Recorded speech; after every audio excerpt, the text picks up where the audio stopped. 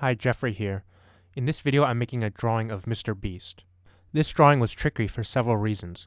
One of them was because the reference image that I'm using is very blurry, so that makes it difficult to draw details. In addition, this portrait is also larger than what I'm used to drawing normally, so that adds another level of difficulty for me as well. And then drawing a person's face is difficult for me. So when I start drawing the first time, I noticed I didn't get the proportions quite right for his eyes, so then I decided to start over. But I didn't know it wouldn't look like him until I started shading a bit, so it's a little frustrating, but sometimes you have to start over and try again and see if it turns out better. The second time I got the eyes more properly proportioned, and so he looks more like MrBeast. Once I get the eyes right, I start to shade them in, starting with the iris, and then moving on to the sclera. The next most important thing to get right is the eyebrows, so I do them next. I then start to shade in around his eyes and try to get the skin tone color correct. I use a lot of Deco Pink as the foundation, onto which I layer Titane Buff, White, and Pink Rose colors. I also use some light purples where there are darker areas, such as beneath his nose, and that's the next part that I draw is his nose. After that, I start to shade in his mustache. Like I said, it's a little tricky because the reference image I'm using is very blurry, so I can't really draw the individual hair fibers.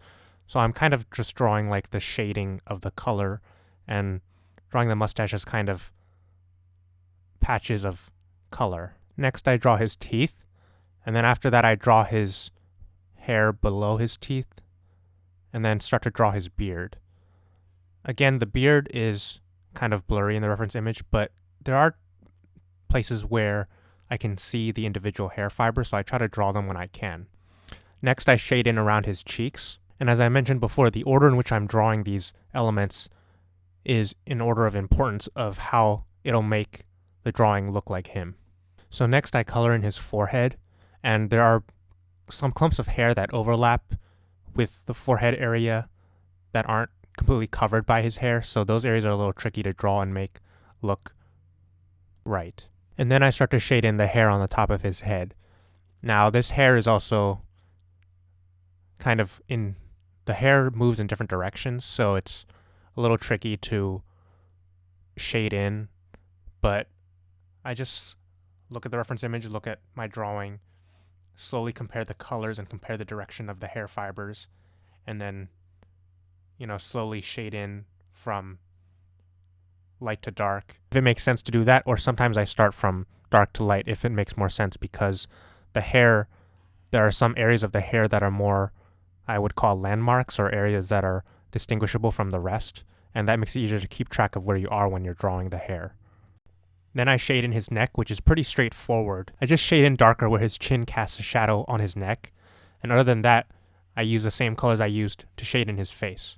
And then the last part of this drawing is shading in his shirt, which is pretty simple and straightforward as well, as I'm just using black and some gray and a little bit of purple and brown depending on how the light reflects on certain areas.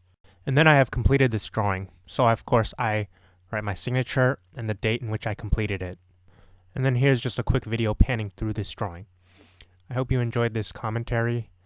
If you like the content that I make, please make sure to like, subscribe, and comment and share. Otherwise, thank you so much for watching. I really appreciate all of your support, supporting me and my art, and I will see you all in the next drawing. Thank you.